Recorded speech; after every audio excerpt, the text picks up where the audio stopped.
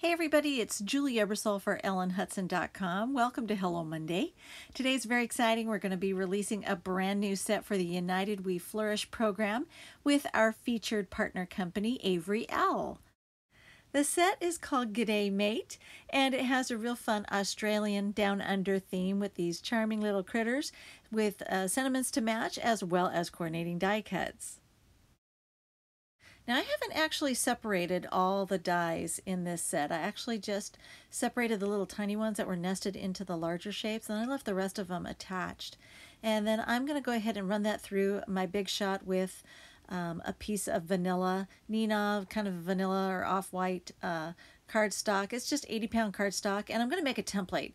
So once I've die cut that through, I punched out the shapes, and then I'm going to use some of that frog tape to go over the back side of the template I'm making here. Now I'm going to take that same grouping of dies and I'm going to run them through, but this time I'm using 110-pound Nina Solar White.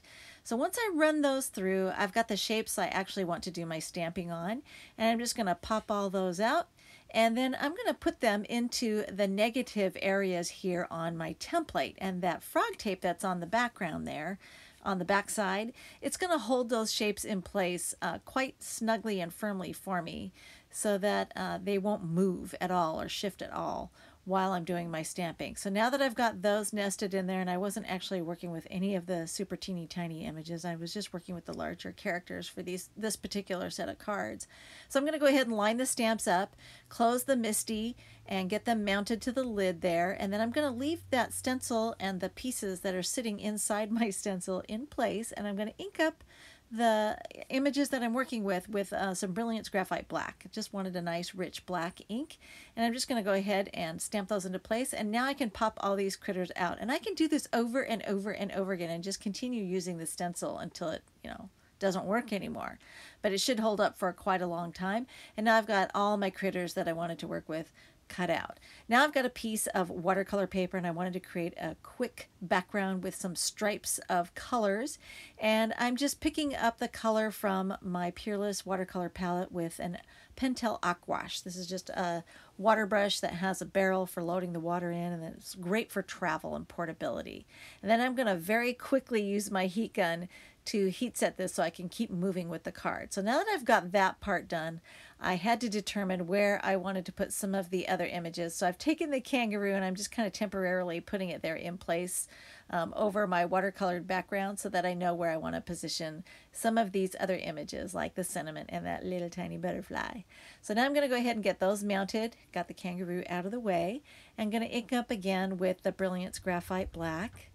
And then I can go ahead and stamp those in place by closing the lid of the MISTI. So now that I've got that done, I can go ahead and take a base card. This is Card Shop Taffy, and I'm just going to crease the fold line there with my Teflon bone folder. And then I'm going to take my watercolor panel, and I wanted to have like a 1/8 inch border all the way around. So I'm just trimming enough off that panel to allow for a 1/8 inch border to show all the way around on the taffy cardstock. And I'm going to add this Be Creative tape here to the back of the panel so I can go ahead and mount it. And I'm just pulling the adhesive liner back just a little bit so I have some handles to hang on to while I'm setting this in place. And normally I do it on all four sides, and I don't know why. For some reason I was just kind of space cadet here and just did the two longer sides.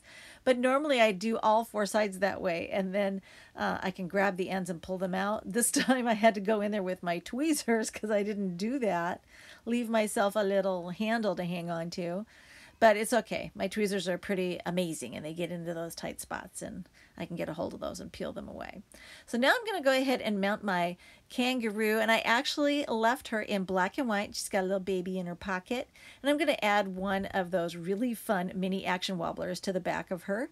Mounted her first to the thinner portion of that double-sided action wobbler, and then I'm going to take the thicker portion and mount that to the card front. There you can see she's wobbling pretty cute, and I added some butterfly trails there just so that you can kind of follow the trail of the butterfly. So that's what the little tiny dots were with the multi-liner pen.